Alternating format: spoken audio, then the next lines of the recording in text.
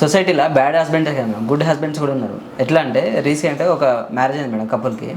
అమ్మకు రీసెంట్గా జాబ్ వచ్చింది. హస్బెండ్ ఏమన్నాడంటే ఒక 1 ఇయర్ పాటు నీ సాలరీ మొత్తం మీ పేరెంట్స్కి ఇచ్చేయని చెప్పింది మేడం.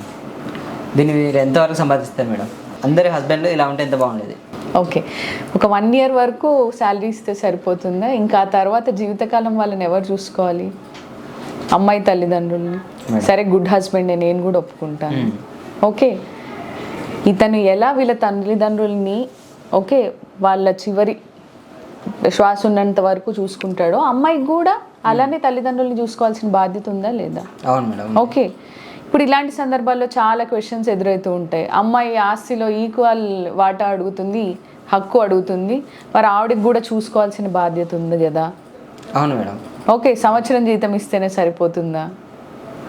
ఈ జీతం ఇవ్వడము, ఈ డబ్బుల గురించి పక్కన పెడితే, ఓకే ఆస్తుల గురించి కూడా పక్కన పెడితే, అబ్బాయికి వాళ్ళ తల్లిదండ్రుల్ని చూసుకోవాల్సిన రైట్ ఎంత ఉంటుందో అమ్మాయికి కూడా వాళ్ళ తల్లిదండ్రుల్ని చూసుకోవాల్సిన ఈక్వల్ రెస్పాన్సిబిలిటీ ఉంటుంది.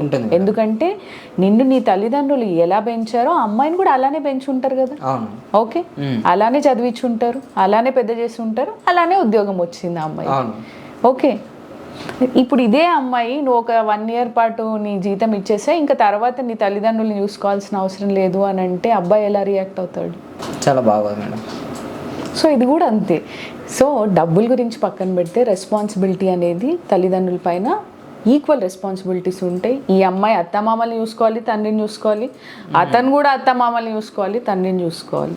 ఎందుకు అని అంటే ఇప్పుడు లాస్ ఎలా వచ్చినాయంటే ఆస్తులు రాయించేసుకోవడము, పెద్దోళ్ళని ఇంట్లోంచి బయటికి గంటే. Okay, senior citizen welfare and maintenance of senior citizenship act అని ఉంది. ఆ యాక్ట్ ఇప్పుడు ఈ ఎవరైతే పెద్దవాళ్ళు ఉన్నారో వాళ్ళ పాలిట వరమైంది. ఏమిటి అని అంటే చాలా సందర్భాల్లో గిఫ్ట్ డీడ్లు చేయించేసుకోవడము, మిమ్మల్ని బాగా చూసుకుంటాము అని నమ్మించేయడము, వన్స్ ఆస్తి చేతికి రాగానే వీళ్ళని బయటికి గెంటేయడము, లేకపోతే తిట్టడము, మానసికంగా వాళ్ళని వేధించడము. అంటే కొన్ని సందర్భాల్లో అసలు నార్మల్ ఫుడ్, షెల్టర్ ఇవి కూడా ప్రొవైడ్ చేయని పిల్లలు కూడా చాలామంది ఉన్నారు.